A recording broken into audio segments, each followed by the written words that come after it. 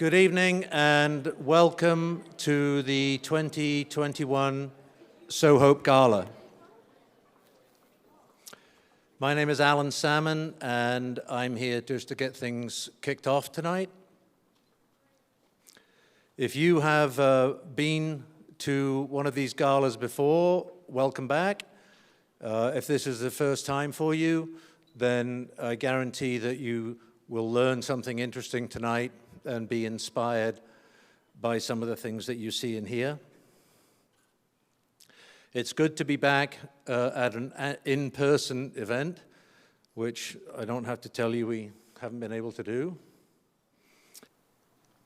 The theme this year is Make a Difference, and tonight you'll see and hear things that will show you how SowHope makes a difference and how you can make a difference by supporting SowHope to do the things that it does. Talking about making a difference, this is SowHope's 15th year, and I think it might be appropriate to just recognize the founder and driving force of SowHope, Mary Brown.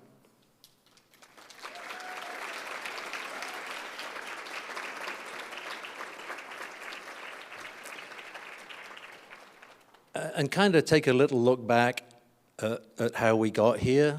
And those of you who've been before may have heard the story, but Mary was working for an NGO, and everywhere she went, what she noticed was it was always the women doing all the work. And she asked somebody, why is that? And they said, that's just the way it is. And so Mary set out to change that and started on the road that led to all of us being here in this room tonight. So since then, SowHope has changed the lives of over 100,000 women.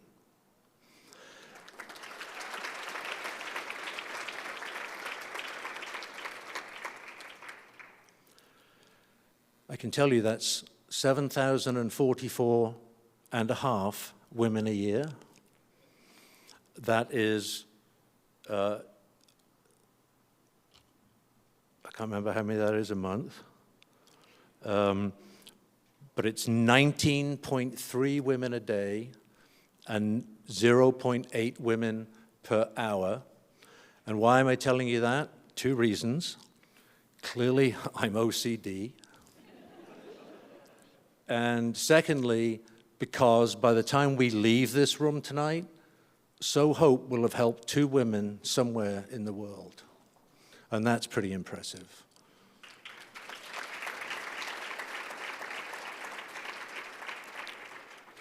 Mary would be the first one to tell you that she hasn't done this by herself. And with the tireless support of her husband, Doug, and the SowHope board and volunteers, overseas partners and sponsors, the combined effort has been to make SowHope what it is and to have us all here tonight. And so for Mary and Doug, I'd just like to say thank you, and thanks you for everything you've done for women, and let's keep doing it.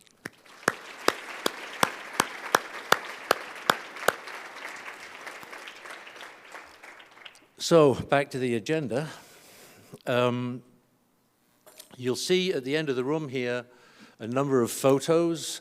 These are photos from previous photo exhibits. When SowHope first started having these events, they were photo exhibitions rather than dinners like this. And so for anyone who donates $300 or more tonight, you can take one of those photographs home with you. Just select the one you want, and on the way out, Deb will be, where's Deb? There's Deb over there. And Deb, go and find Deb. You will be where, Deb? Over here somewhere. Just tell her the one that you want, and Deb will sort that out with you. Also with us here tonight One of the SowHope board members, Dr. Robert Cunningham, where's Bob? Where's Bob? Bob's over here. Bob lived in Japan for a number of years, and he wrote a novel set in Japan called 893, A Daughter of the Yakuza. And the Yakuza are the Japanese mafia. And it is a great book. I've read it, and it's not only a great story, but there's lots of cultural references in it that kind of elevate it as well. And Bob has some copies of his book here tonight, and for the same price that you can buy the book on Amazon, $14.99, but we hope you'll round it up to 15 bucks. You can buy one of those books, and Bob will sign it for you before you leave. Of course, at this time, we couldn't get by without mentioning our unwelcome companion in the world, which is COVID. And we are certainly not going to take a position tonight on masks. There's very strong feelings on both sides of that debate. And everyone here is here tonight for the same reason. It's not that one. So all we would ask is that there are people here tonight who are health compromised, and there are people here tonight who look after elderly relatives. And so we would request that when you get up to go to the buffet, that you wear a mask. If you are unable or unwilling to wear a mask, then just be respectful, please, of social distancing guidelines. So let's get to it. You will see up on screens, your table numbers will appear, and when your table numbers appear, please go up to the buffet and help yourselves. The official part of the program will start at 7:30. Once the event is concluded, there is a photo booth over there that we invite everyone to go and get their photograph taken once the event is concluded. So that's it. Enjoy the evening, and thank you for coming.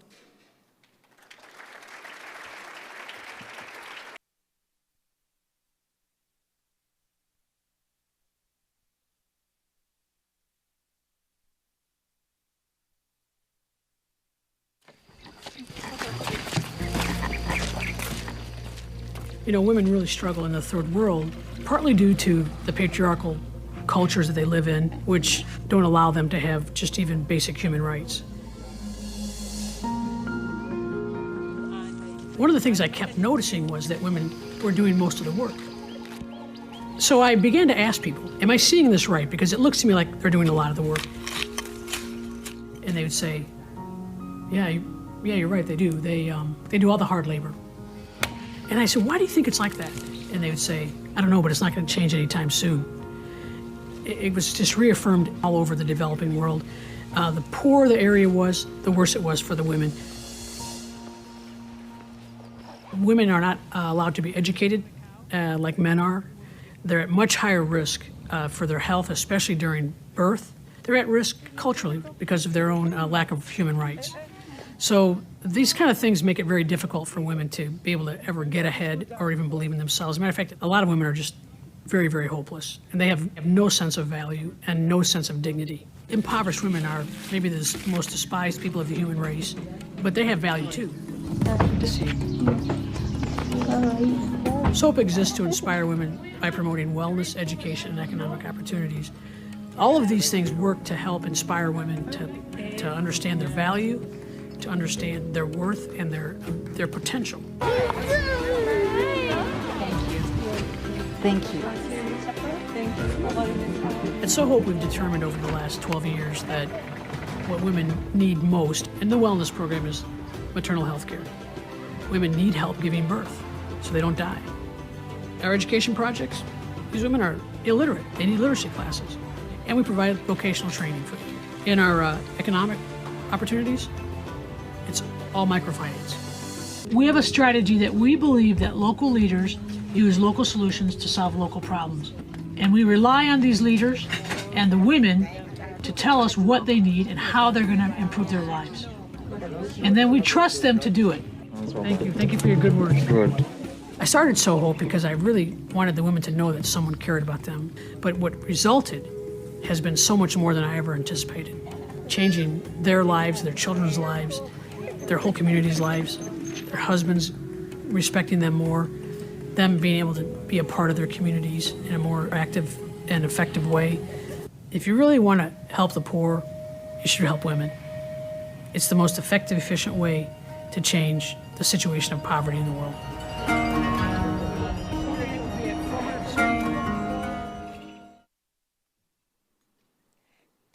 Good evening, everyone. How many of you are already inspired?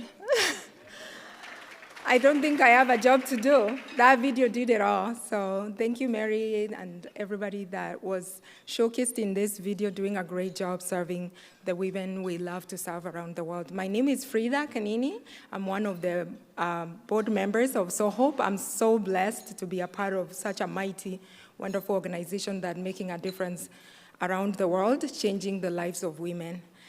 Tonight, on behalf of the board, Mary, and all of us here at SowHope, I would like to take this opportunity to welcome you all guys tonight to be a part of us, to join us. I hope this is the first dinner, those who are here tonight for the rest of our lives as we continue to serve through SowHope. So I know there are some people also watching tonight through Zoom and other online platforms. I want to recognize them. Thank you for joining us on the live stream. And I know there are people from around the world, and also the United States, North Carolina, Virginia, Colorado, New Mexico, just to name a few. So thank you guys for joining us.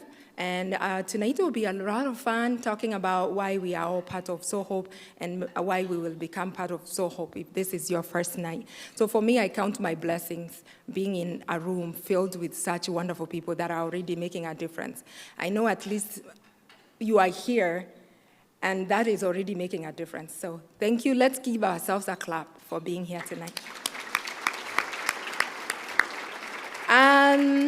I wish everybody could be here, but I know we are still under the changes that are going on, transitioning from COVID.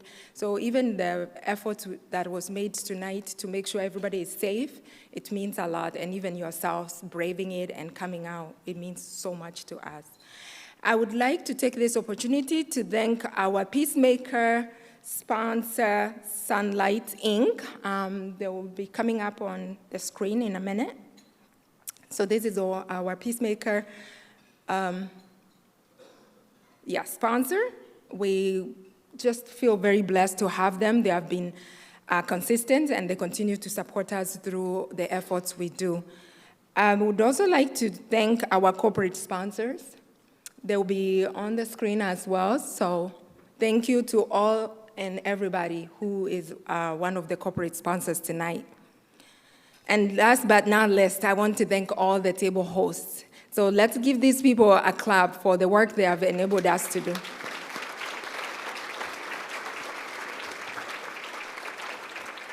I think I'll be making you guys clap a lot tonight because that's why I'm here. And I know you guys are all excited about this evening. Our event theme tonight is to make a difference. So throughout the night, you will hear how yourself, who is in the room here today, the partners, staff members, volunteers, are making a difference through supporting SowHope. Next thing I would like to do is just take a few minutes, and it will be very brief, to walk you guys through the history, mission, strategy, and the accomplishments we have done through SowHope. SowHope was founded in 2006 by Mary Daly Brown, her husband, Doug, and many friends. Just like the name suggests, they wanted to sow hope in the lives of despairing women around the world who lived on less than $2 a day. So many people take hope for granted, but for the women we serve, hope is rare or not even there at all. To them, they might think like, we are living day by day. So the reason our mission is what I'll be reading next, is we wanted to have a goal to sow hope into the lives of the impoverished women, despairing women, but yet strong ladies that want to do better things for their communities, for their children, and for their families. So thank you for helping SowHope to sow hope into so many women's lives around the world. Our mission at SowHope is to inspire women around the world by promoting wellness, education, and economic opportunities. We can only achieve this mission together. If one person tonight sows hope into the life of one woman, that woman's life and our children and our family and the community will be changed. Please allow me to use this old African proverb that says, if you educate a man, you educate an individual, but if you educate a woman, you educate her family and the whole nation. I hope that old proverb continues to help the world realize the importance of not only women's education, but the opportunities that we want to afford these women around the world as SowHope and with you guys. Now imagine if you join and take the opportunity to sow hope and make a difference by helping 1 or 3 women, or 10, or however many you are able to support. We will be able to change their lives and situations from despair to a life filled with hope, dignity, and prosperity. One of the best parts, actually, and I'll talk about that later, why I love SowHope is our strategy. Our strategy is to partner with local leaders who solve local problems using local solutions. These people are already doing something and making a difference in their own communities, but we are there to support them so that we can enable them to make a difference in these women's lives. This unique strategy means SowHope ensures long-lasting impacts that ensure changes in the lives of women through supporting projects that allow them to become independent and self-sufficient. So we are not doing something whereby we will enable people to depend on us as SowHope. We are doing something that will make them self-sufficient and be able to become independent and make their communities thrive and be better. We cannot be able to make such big impact without each one of you tonight in this room. So far, SowHope, and numbers will be popped up at some point on the screen, but you'll be able to see numbers of how far we are.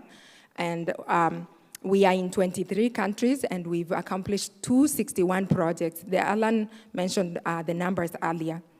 But we cannot continue to serve without each one of you guys. So tonight, to be able to make women's health care a priority, education, and the economic opportunities, and make a difference in their communities, we ask you guys to join us. And Mary will be talking about that a little bit later. So for me personally, I'll tell you guys why I became part of SowHope. About 6 years ago, my sister Nade, how Mary calls her Nade, but I call her Rokaya. She's here tonight. She invited me to one of these dinners, just like one of you guys. You are seated here, and I never turned back. In fact, I remember that time when I came to the dinner, I was very broken. I was crying and lost my mom not long before that. And I hadn't had the opportunity to go home to my country, Kenya, and do my closure, see my mom's final resting space. I had not been able to visit her when she was ailing and battling cancer for 18 months. I had documentations and paperwork that I had to handle before I could do that through immigration, and I was really stranded. I was so messed up. I was really crying a lot everywhere. But that night, I sat there on the table, and as the dinner went on, I saw this video come up where Mary was addressing the women in the program. They looked very vulnerable, and they were in difficult situations. But I also still saw their strength and the fight they were putting in. And it clicked with my life and where I'd come from. And just to share a little bit about my background, I was raised by a single mother. And again, the African proverb says, I was raised by a village. I was also raised by my grandmother, who would watch us when my mom is at work. I was also with my uncle and my grandpa, who were my father figures. My dad was not in my life at all. I actually met him once, and then a few years later, he passed away. So I never really had that, opportunity to be around him. So for me, my mom was my hero and my everything. And at that point, I just started really feeling sad, and I wished she was around because she would make a wonderful partner and do the job that was being done by SowHope. So I was just wondering, how can I make it? I wish I had known SowHope a little bit earlier, because I would have been telling them my mom already does this. A little bit about my mom, besides being a single mother, she was a wonderful community leader and a person who served from the deepest of our heart in the community. She had very little. We were from a very humble background, but we had so much love, and she cared for so many people around the community. She took care of women and girls, and also she took care of people with special needs. It was a government job, but it was paid very little, I believe less than $50 a month. But she had to put us through school. She also had to take care of our own parents who lived with us. So you can see there was a lot going on, but she still gave her time to the girls. And I remember actually when my mom was going through cancer while I was here, there was this one girl, her name is Ruth. She told me, I'm going to be taking care of your mom while I was here, because she wasn't going to be in school and if it wasn't my mom. Her mother had told her that she drops out of school so her brother could go to school because they didn't have enough money, but my mom went to their house and talked to the mom and said her daughter needs to go to school, just like the son had to go to school. So those are the impacts that our partners are doing in this project, and that's what I felt when I watched on the screen what Mary was doing. So just a little bit of my personal connection. That is one of the key reasons that I joined the SowHope. That is the night I made my decision. While my mother was not here to do that job, I was going to do it to continue our legacy while serving these wonderful women around the world. And especially I know it's also in my country, Kenya, where I come from, and I can be able to relate fully to that.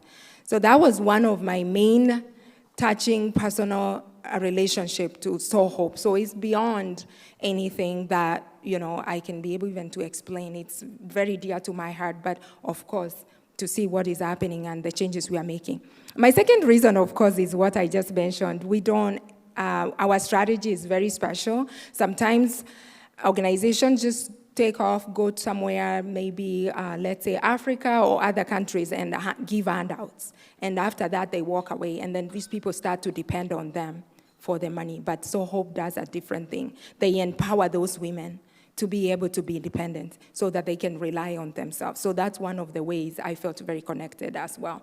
And of course, the other connection I have is very special too. Mary is a very touching, inspiring person that if you get to know her, you just jump all kinds of bridges and do what she's doing. Mary, thank you for your inspiration, for your brave and caring spirits. You go to so many corners of the world to visit and be with these ladies. You love them with your whole heart. I don't think the videos do a justice to what you really truly go and do with some of the program members of SowHope. But I have still fallen in love with this mission, and I hope each one of you tonight finds that special connection and the reason to love what Mary is doing and everybody here at SowHope and what you guys are already doing. And now, my next thing I wanted to bring up is why we celebrate, and tonight we'll be celebrating because I know you guys all love celebrating. I've seen the wine and how it's going. I think that is a sign we are going to have a wonderful celebration here tonight. So at SowHope, we witness many great injustices and sadness. So we have made celebration a part and a parcel of us and a value that we care so much about. So we truly enjoy celebrating because we are making an impact and changing those situations, the injustices, and the things that impact these women, their families, and communities. And of course, we could not ask for a more special evening or more special people to join us here tonight. I think we are surrounded by the right people to celebrate with. You may ask what milestone it is, but tonight it is 15 years. And I can...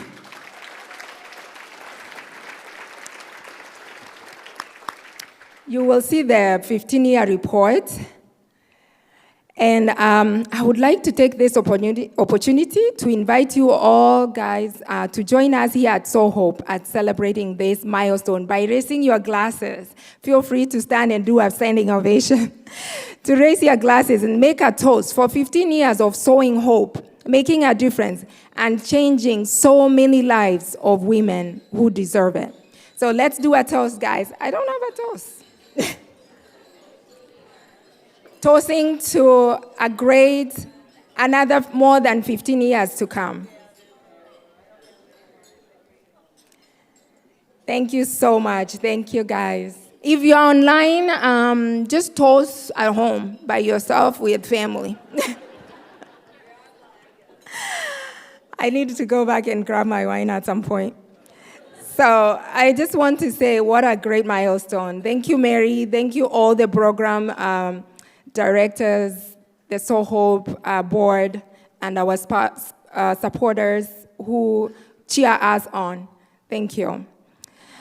You may ask, what is your takeaway tonight? I hope that you've been touched so far, and I know it's going to continue to happen throughout the night. And as we mentioned, tonight is about making a difference. So I hope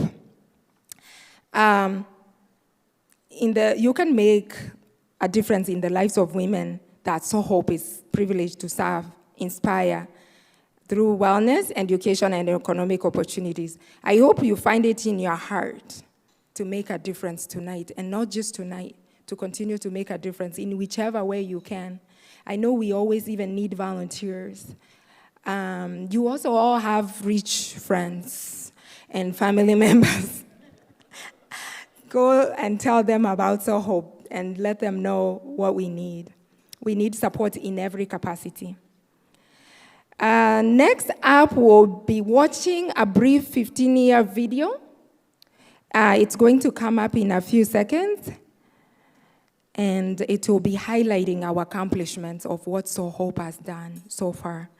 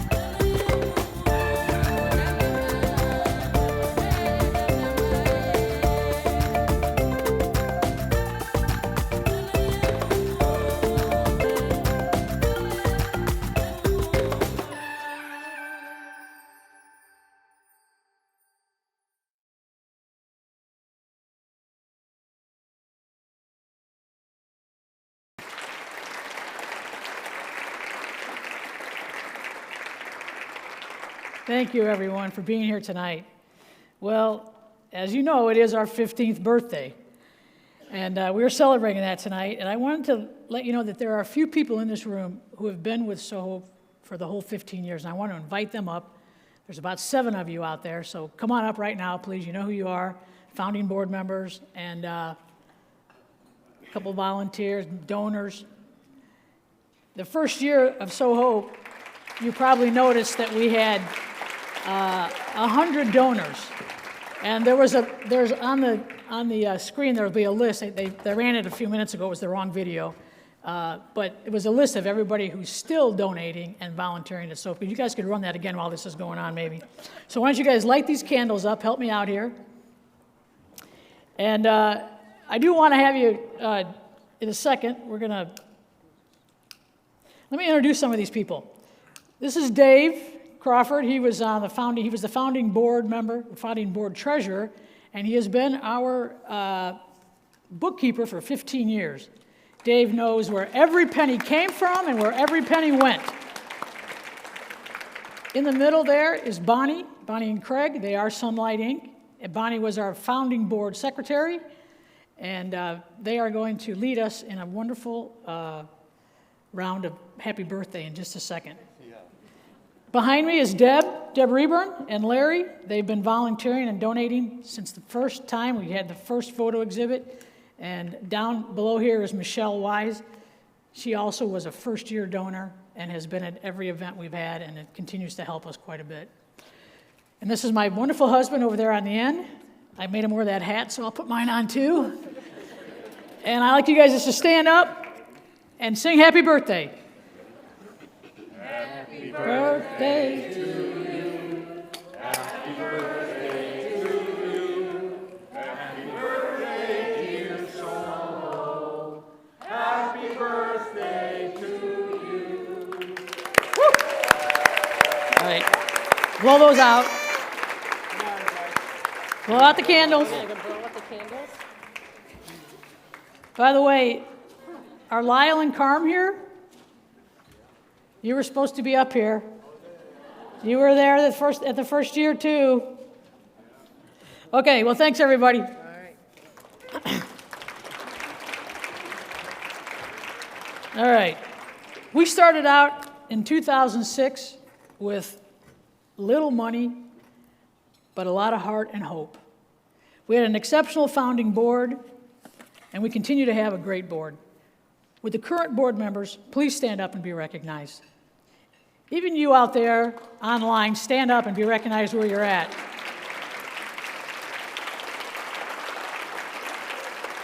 Thank you. Thank you for your service. Thank you for your leadership. We've always had the strategy of finding the best possible local leaders in the countries where we're funding projects. These are leaders who are helping women in their own communities in the developing world, and we just come alongside them and encourage them with resources and friendship. We have a tremendous level of trust with our partners. When COVID hit, we were able to nimbly respond to their cries for help. We are an organization committed to sustainable development, which promotes economic independence rather than charity. Charity provides for needs, but it causes dependence. For example, the difference between charity and sustainable development would be charity is handing out food and clothes to save poor children. A sustainable income generating program would be teaching women how to sew or farm. Then the women could earn their own money and afford to buy their children food and clothes. This is a much more dignified way to help the poor. Our goal is to work to so empower the beneficiaries that they are independent, and we are no longer needed in their area and can move on to other areas. This is the vision we give them when we move into their areas and we go to their group. Over the past 15 years, we've partnered with over 60 leaders in 23 countries. Tonight, you're going to get to hear from some of them. Thanks to the pandemic, we and our partners have been able to be more connected technologically. That is one good thing about the pandemic. Of course, nothing replaces personal visits. But when you can't make those 24 to 36-hour flights, Zoom is a pretty nice alternative.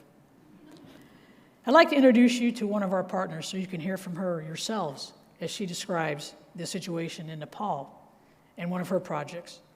This is Jyoti from Nepal. This is the last place we got to visit before COVID hit. She oversaw a project to make face masks.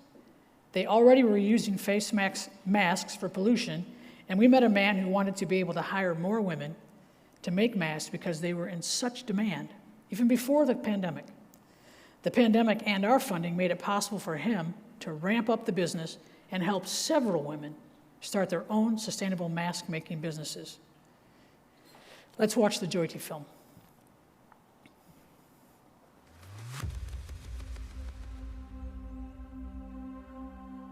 Because we found some of the families, they could have starving. They could not share when they lost their job and they could not go outside, they could not work and they have no money. They could not pay the house rent and they could not feed their families. Even we heard like some families suicide during this period because of the hunger. And then afterwards, people started helping each other. Face mask production project, they felt so much happy because they thought like it is the thing they are making, what is really needed for the pandemic time. So they felt we are also valuable to contribute something for the society. That was really good thing. And also they are making some money during this really horrible time so that they can make some income for their family. Together we can make a difference.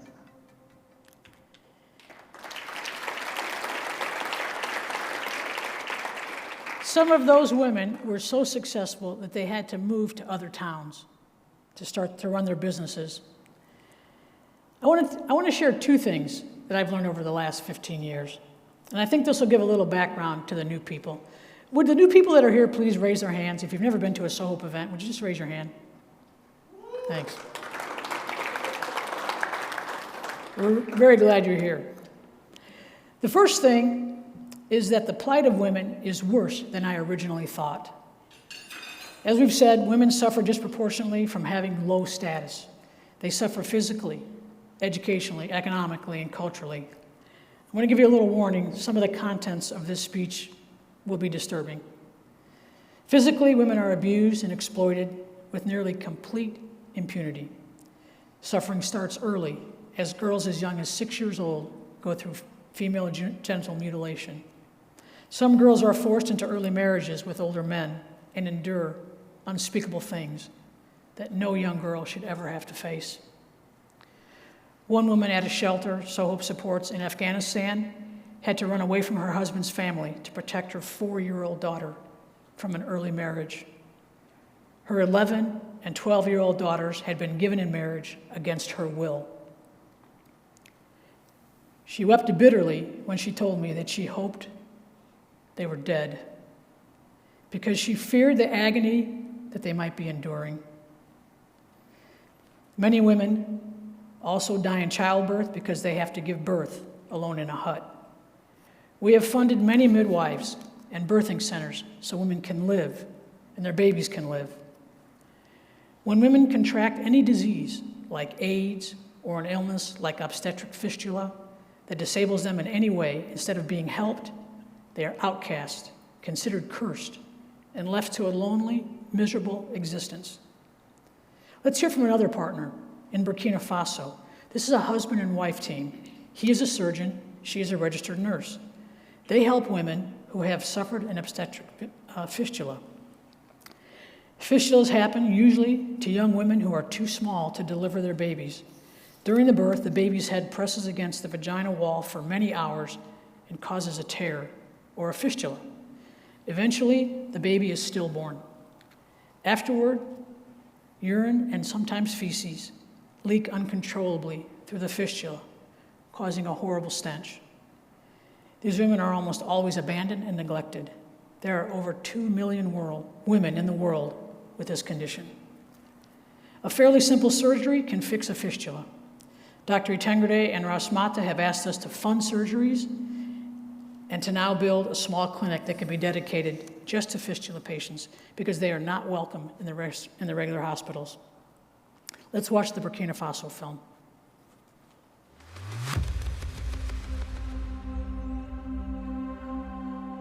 To say it literally, as people used to say here, if we are not able to do surgery to these women, they are just finished.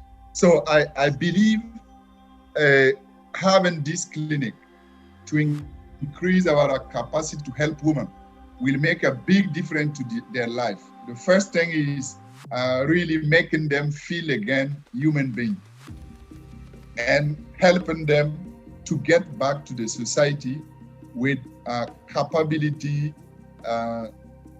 to get involved in the normal activity, in the family, in the community, and all the society. So personally, I believe treating the fistula patient and helping them with training in income generating activity make a big difference in their life. Not only in their personal life, but in the community as a whole thing. You know, it is just like, even if you are alive, you died. In our community, culturally, woman is really important because woman does almost everything at home. So when a woman gets the fistula, the first thing is she's not able to meet the expectation at home. She's not able to go to meeting. She's not able to go to market. She's not able to get work. She feels like she cannot take care of her own children as she would like to. And more importantly, in some culture, just like in Burkina Faso, she will still be at home. And some of them, you will ask them and they will say, oh yes, I am still married. But she's not married, she's only there. The husband will go and marry another wife. And because marriage is directed by cultural setting, she cannot go out, but nobody cares about her. So finally, it is just like existing without being there. After they get surgery and they heal, of course, the first thing is their physical restoration, physical healing. And of course, emotional healing because they feel important once again. But second, most of them get to restore a normal life with the husband. The other thing, of course, if they are able to get pregnant again, and because some of them get the fistula at the first pregnancy and lose the baby. So if they are able to get pregnant, they get a baby, and this is a good expectation to them. The other thing, they are able again to go among other women. And, the community, being among the community in West Africa is very important. Being able to attend at community meeting and even at churches, mosques, this is very important for people. So they have the sense of belonging again to a community. And finally, they are able again to do their small works because if you have a fistula in the village, even if you sell something, nobody will buy. Because people say this is like the dirty woman or the cursed woman.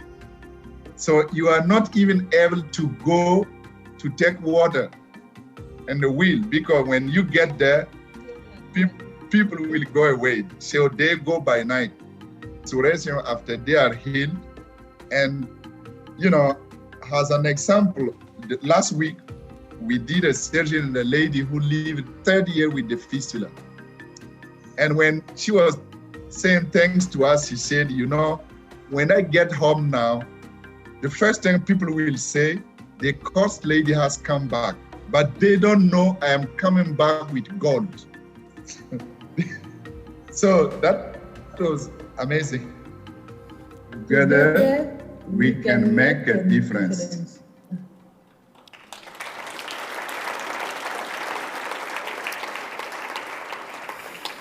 We're in the middle of funding a 2-story clinic, so Dr. Utangreddy can do about 10 surgeries a week. We just sent a container full of medical equipment and supplies, and it should reach there in about 2 to 3 months. Women suffer physically. They also suffer educationally. Women are undereducated, having to leave school when they reach puberty, if they ever even got to go. And twice as many impoverished women are illiterate as compared to men. We have funded literacy projects in many countries. One Indian woman explained that once she could read and do math, she felt so free. Why, I asked her. Because now I can count and use money. I can read the signs and take a bus and go to the city and buy supplies and bring them back and sell them in my village for a profit. Another woman in Uganda told me when I asked her what the best part of being literate was, said, "Now I can read my child's report card. No one has to tell me how my child is doing in school now." It's amazing what reading does for people and the dignity it brings. Economically, women are overworked and underpaid. One estimate that I read, which I think actually is conservative, says that women do about 70% of the world's labor and receive about 10% of the earned wages. 80% of the world's farmers are women who farm by hand. In sub-Saharan Africa, they produce 80% of the food. I'd like to show you another partner. Her name is Victoria from Sierra Leone, and she decided to do a sustainable farming project this past year. During the COVID lockdown, she went to the authorities and asked permission to do a socially distanced group farming project, and they allowed her to do it. Let's watch the Victoria video.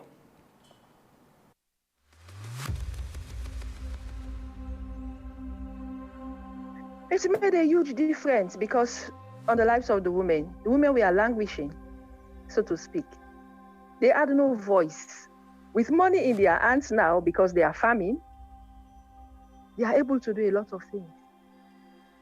They could now leave their abusive homes and continue with the work they are called to do.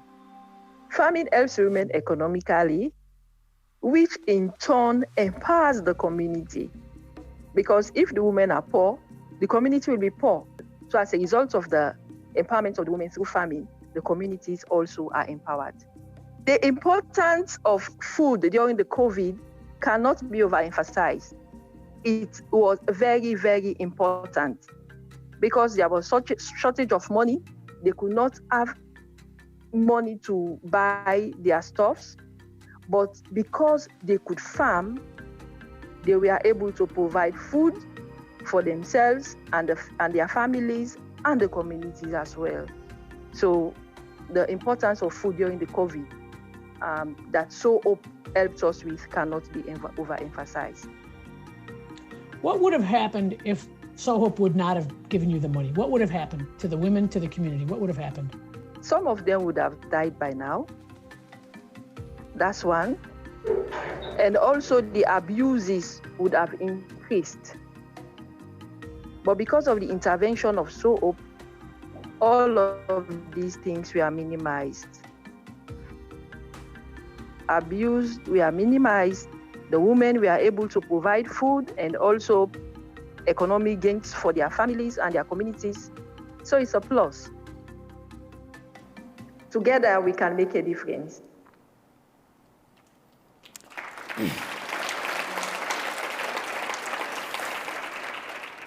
Did you catch that because of the farming project, not only did the community get to eat, but the abuse of women went down? This is the power of an astute local leader. They solve many problems with just one project.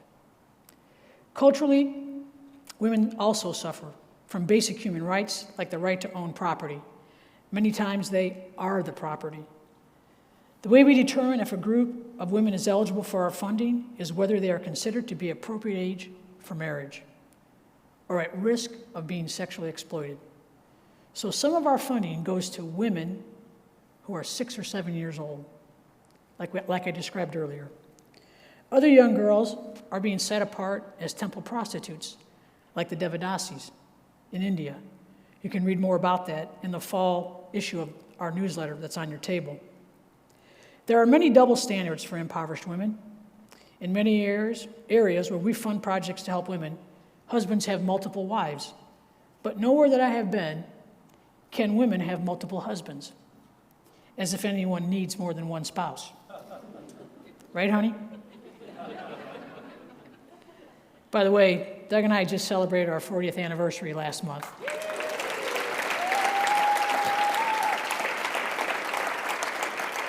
That's what we're celebrating. He's an angel. I don't know how you did it. Men can come and go as they please, but women are forced to stay home or be covered and accompanied by a man to go out. This is a difficult situation for women. They cannot go to school, work, or live out their God-given potential. How awful.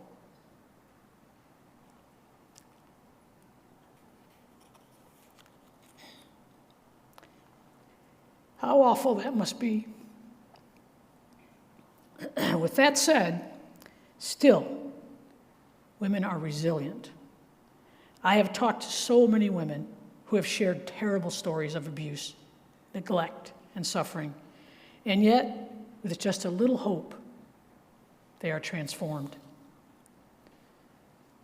I shared the story a few years ago about Marie in the Congo, who watched horrified as rebel soldiers killed her husband and then her 2-year-old son with machetes because there was no more money to give them. Then they attacked her and left her for dead. She was part of a group that received funding from our partner who was doing abuse counseling and income-generating activities. She still bears the scars and walks with a limp. She became a leader in that group and was in the group that was going out to find other women who had suffered similarly to try and help them heal and move on. Amazingly, she told me that they would like funding to try and go find the men that did that horrible thing to her. I assumed she was looking for justice and said so. She replied, "No, those men are suffering and they need what you have given us. They need hope. We want to give them what we have." That's when I discovered that I didn't really understand the depths of forgiveness. Women are responsible, and they're worthy of being helped. Very poor women acquire basic resources. When they acquire very basic resources, they multiply those resources and change their lives and the lives of their children. With any extra money, little extra money after feeding their families, women immediately send their children to school.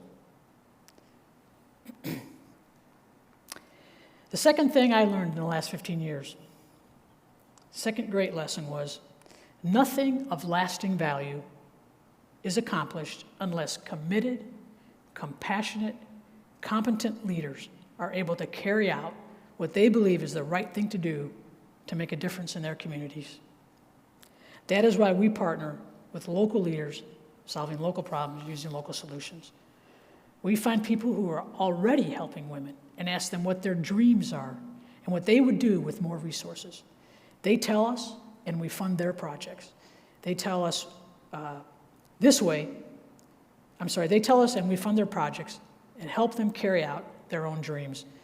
This way, they own their projects because it is their idea. On the contrary, when we Westerners go and tell poor people what to do, even when it may not be culturally appropriate, give them all the resources and pay their salaries, the minute we leave and the funding stops, the project falls apart. And then we scratch our heads and wonder what happened. Or worse, we blame them for the failure. But if someone has an idea and they tell you what they want to do and you fund that, do you think it might work better because they know their local circumstances better than you and their reputation for success is on the line? When people are paid to do your idea, it only lasts as long as the funding. When it is their idea, they almost always make it work, no matter the funding, because their heart is in it. Can you think of something that was your idea, that you worked harder than normal, or you put your life or your assets on the line for?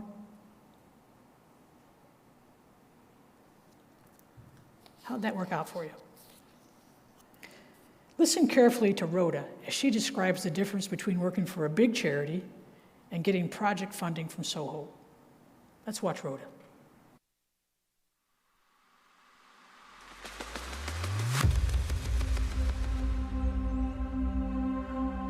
Working with SowHope has really given me a joy and also has really made my dream become true. Because when I was in Bahr el Ghazal, I was working with the women, but it looked like I was tied down. I could not do what I want for the women. But meeting Mary at SowHope give me the joy and also give me the courage to move on. So I was to plan what I see at the grassroots and come up with the issue that is the real problem that is affecting the women. And seeing that this is the fourth year now, and I have seen a great difference in the women because women were not people who are respected in the community, but working with SowHope has made a great difference of giving dignity to the women. It has also helped women from poverty to sustainability. So women now, they are able to cater for themselves. They are able also to have their rights and to know their rights also. And this time now, they are resilient and have seen them that they are able to unite to one another, and also not at themselves alone, but also reaching at the grassroots to their husbands and their uncles. So I have seen a great change when I met SowHope because their heart is helping the needy people at the grassroots, not just for the sake of the project, but for the sake of life changes. And this is what gives me joy, and I'm happy always. If we would have not worked with SowHope this year, then the women would have died of hunger. Together, we can make a difference.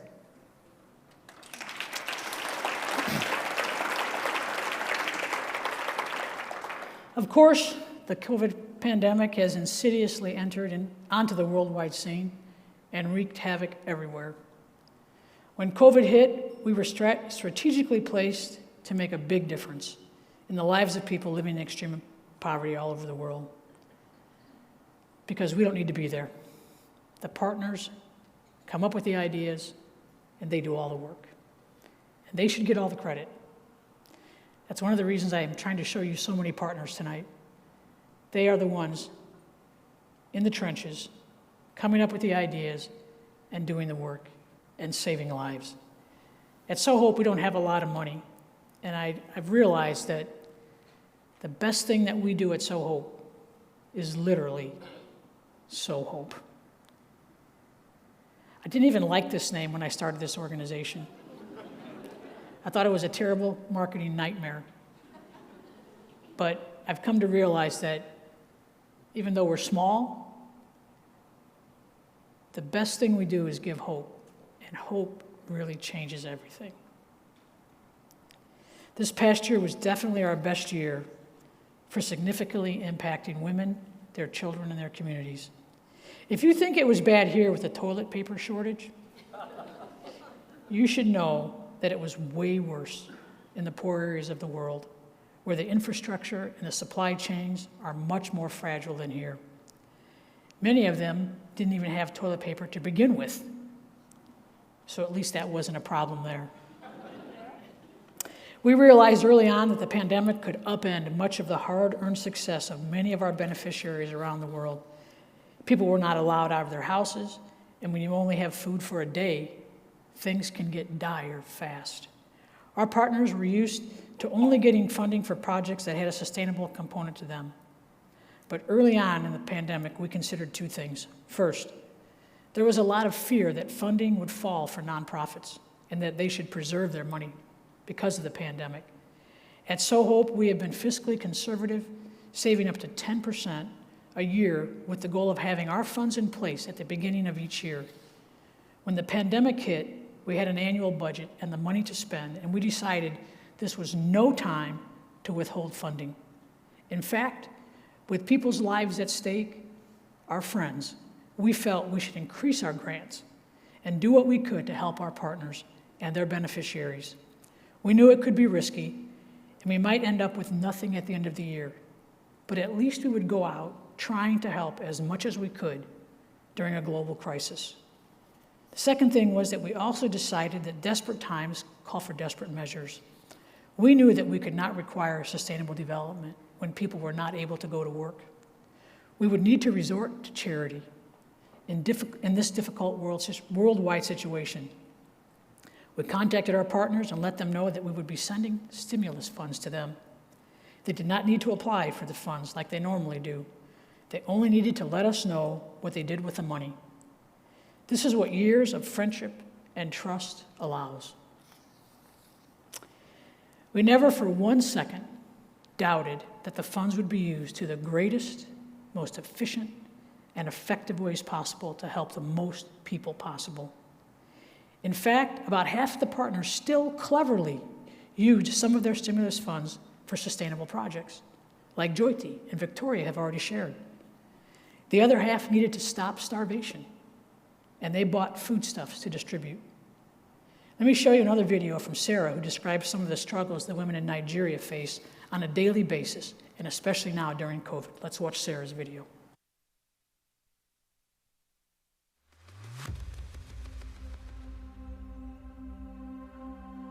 The Fulani headers or from the kidnappers, women are not finding it easy to go to the farms.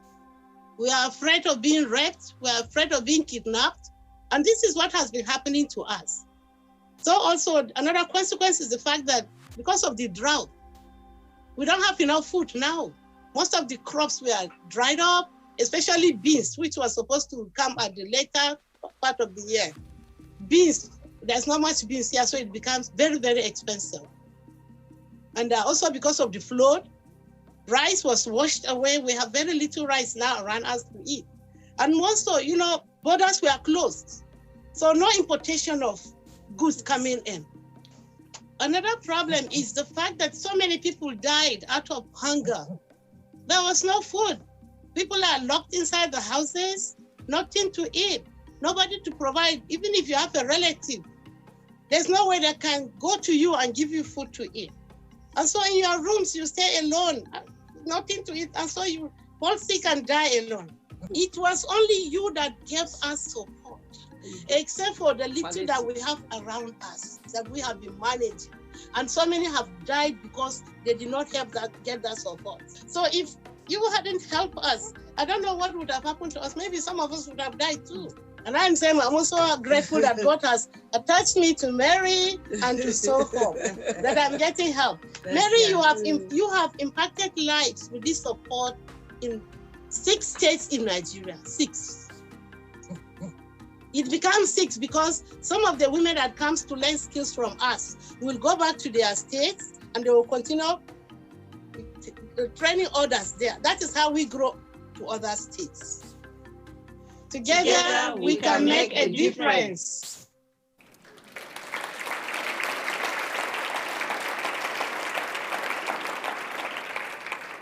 So tonight's theme is Make a Difference. And over the last few years, we have been asking ourselves and our partners, if what we do at SowHope, does it really make a difference? You've heard from some of our partners, and now I want to show you one last video of a woman who is such a great leader. She comes up with the most amazing projects to dramatically change lives and whole communities. Even one group of widows that I met back in 2009 who were just waiting around to die have had several income-generating projects under Josephine's leadership. They went from losing everything in the 2008 war and were on the brink of ruin to telling me, we don't need any more funding, we are all fine now, with repaired houses, with farm animals, with so much food, and now we even have savings. They told me, go and help women poorer than us so they can be transformed just like we were. Let's watch Josephine's video.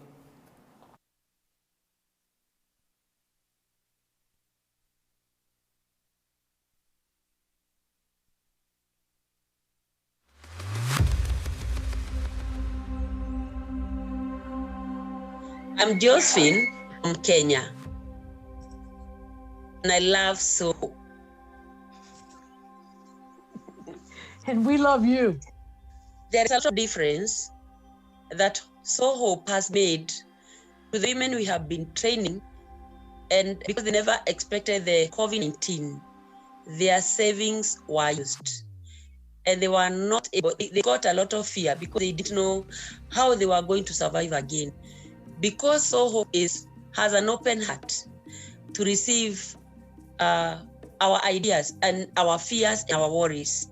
And when we shared with SowHope, they were ready to give the stimulus to reawaken the women. Because most of them had been admitted in hospital and out of stress, out of feeling, now it is just death. They saw just death. But when SowHope gave the stimulus, they felt like they were resurrected, and they kept moving on. And they were able to ration the funds they had. And they were able to have activities even for the children to keep them busy. SowHope resurrected, revived the women because they had lost hope and they thought it was just death. They could see death, but now they're able to move on. If we had not come and shared our worries with SowHope, we would have buried not only women, but girls. Together, we can make a great difference.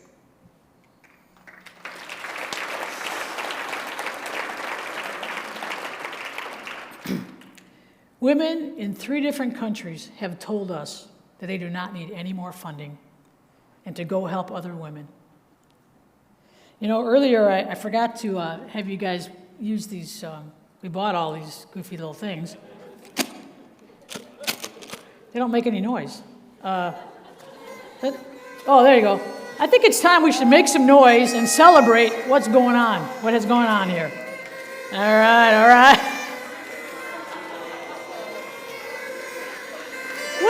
Why do yours work and mine don't?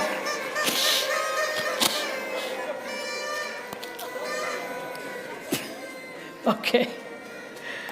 All right, normally I would take a few minutes and answer some questions, but we're running a little bit late, so I'm just going to let you know that in a few minutes, Molly Coonley is going to come and sing a song that she's prepared. After Molly sings, Nade, our board secretary, will come and give some final comments and some instructions for you. Let me conclude right now by reminding you that the plight of women in the poorest parts of the world is still prevalent. And I believe they are the largest, most oppressed group in the world and worthy and deserving of our help. And secondly, the solution to their plight lies in their own dedicated, caring, and capable local leaders having some resources to make a difference.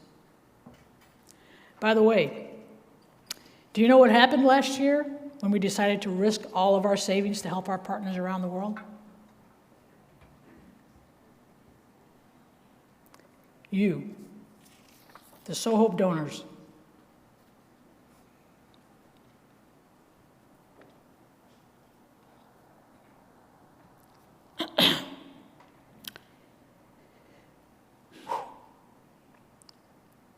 responded more generously than any other year and gave more than we had saved in the first 14 years. You are the ones that make it possible for our partners to make their dreams come true and to make a real difference in the lives of deserving women. Thank you. Thank you for coming tonight. Thank you for caring. You make a difference. God bless you, and good night. Molly?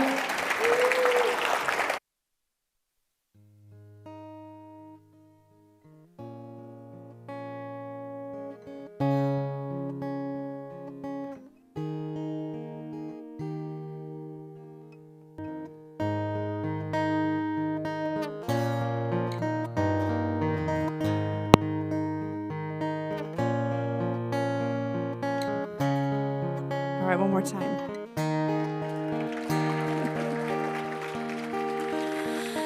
Somewhere over the rainbow way, up high in the land that I heard of once in a lullaby. Somewhere over the rainbow skies are blue, and the dreams that you dare to dream really do come true.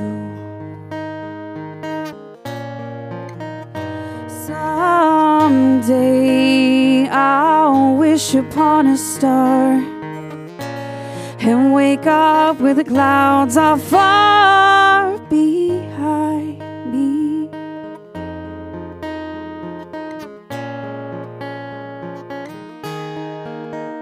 Where trouble melts like lemon drops way above the chimney tops. That's where you'll find me.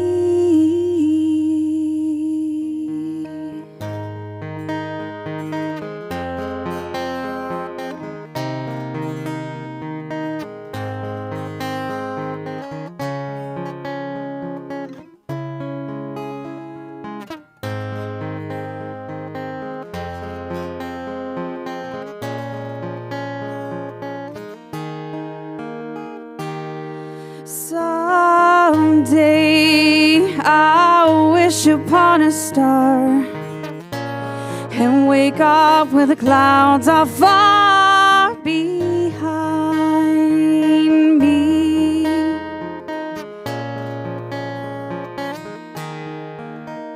Where troubles melt like lemon drops way above the chimney tops. That's where you'll find me.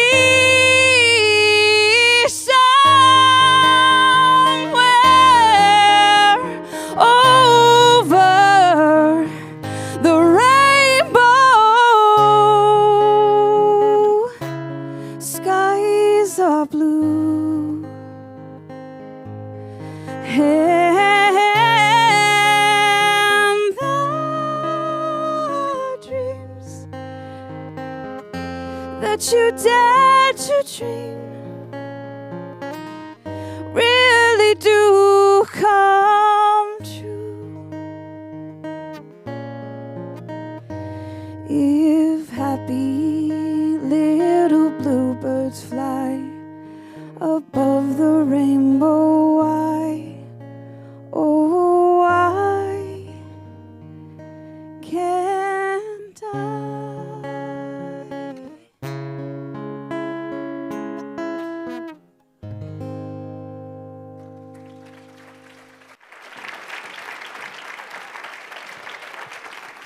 Thank you, Molly. Thank you. Give Molly another round of applause, please. That was such a beautiful song. Bravo. That was great.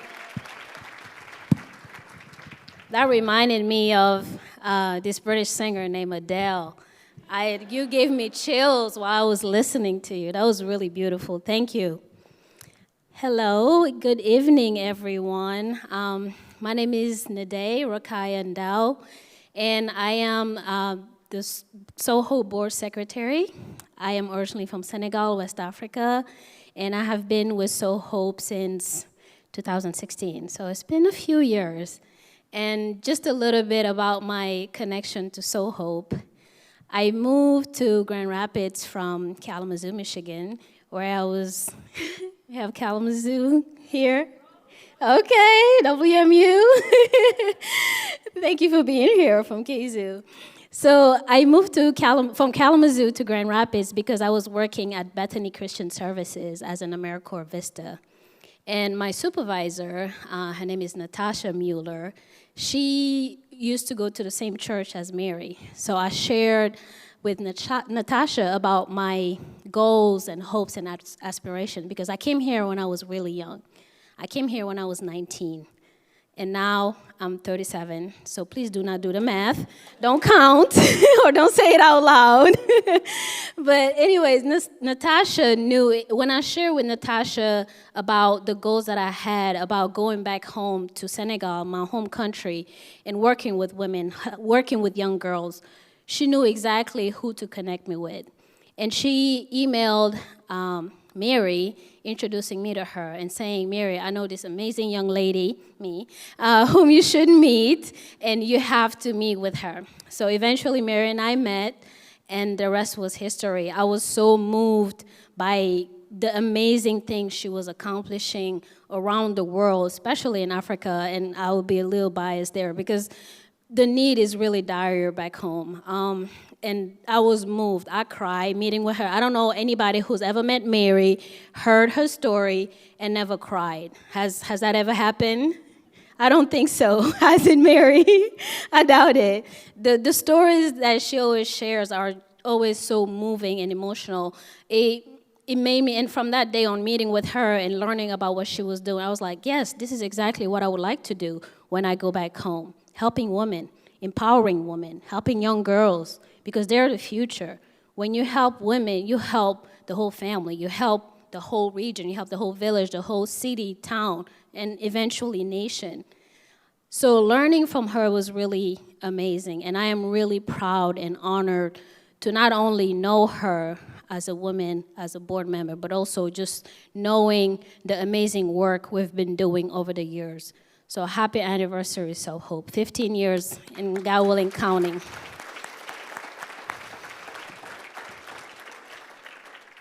Thank you.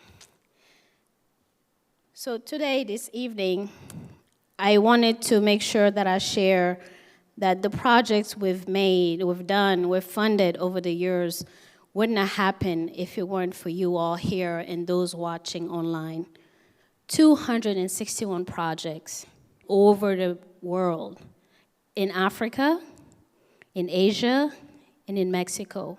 That's a lot. So Mary, thank you so much. This is very big. This is huge. This is really huge. So just wanted to reflect a little bit about Mary's story and what she's shared regarding empowering women. Empowering women is something that I've seen can make a difference in people's lives. It can make a difference in the women's lives. It can make a difference in the girls, young girls, the kids, the husband, and the extended family. So tonight, I am going to share some ways you all can make a difference here today and also those who are online. As you all know, the past couple of years have been really difficult for people here, and especially our friends, our leaders abroad. People have lost their lives. People have lost loved ones. They have lost their income. They've lost their safety net. They've lost their home. Some of them have even lost hope to a certain extent. Now, the positive thing is we all can participate and make a difference by donating to SowHope to support those women and those individuals whose lives and livelihoods have been shattered by conflict, by disaster, to survive, to recover, and gain control of their future. So these are the ways that you can support SowHope tonight. You can make a one-time gift donation. You can also be a monthly donor.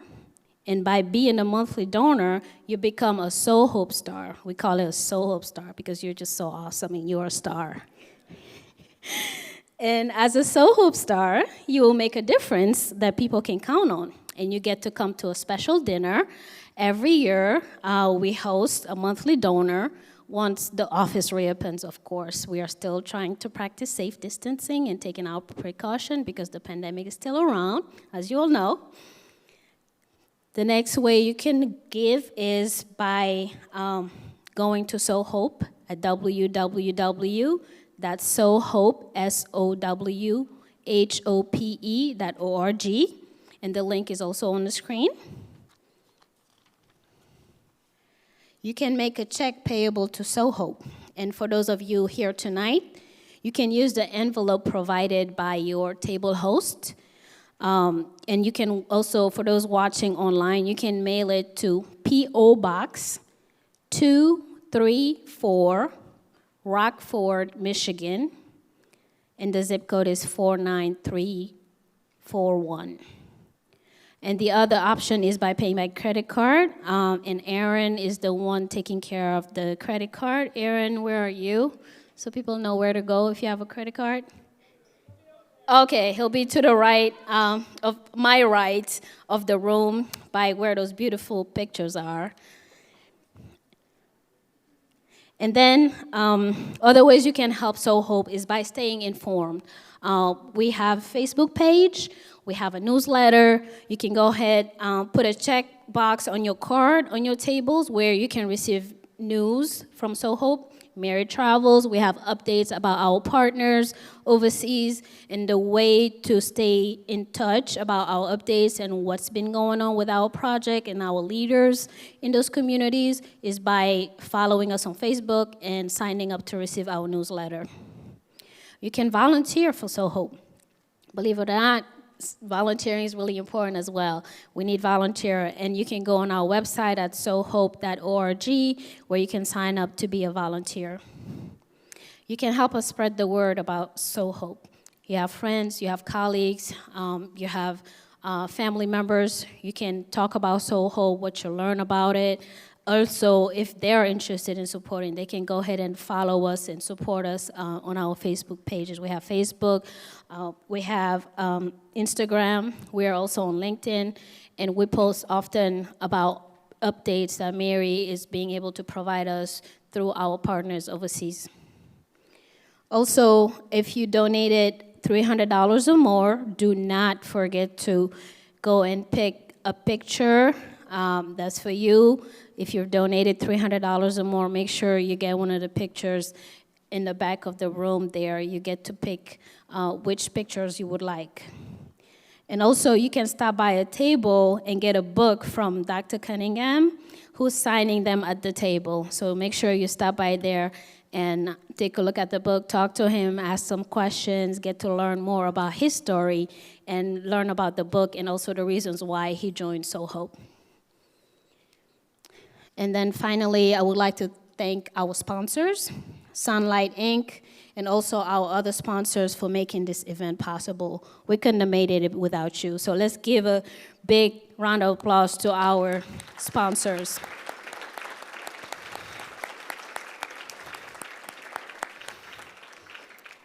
Thank you all for coming in tonight, and those who are joining us online, we really thank you for taking the time out of your evening, your Friday evening, to join us and learn more about SowHope and learn about ways you can continue to support us and also especially support women overseas to make a difference. If you are a first-time donor this evening, you'll be invited to a donor event soon. So stay tuned for that. As soon as our office is open, you will receive that email asking you to join us so we can do a little in-person celebration. I know a lot of us miss those in-person interactions, in-person celebrations, so stay tuned for that. This is all for this evening. Thank you all for being here. Thank you for donating to SowHope. And please continue to make a difference today, tomorrow, and in the future. And don't forget to share about SowHope. Have a good evening. Thank you.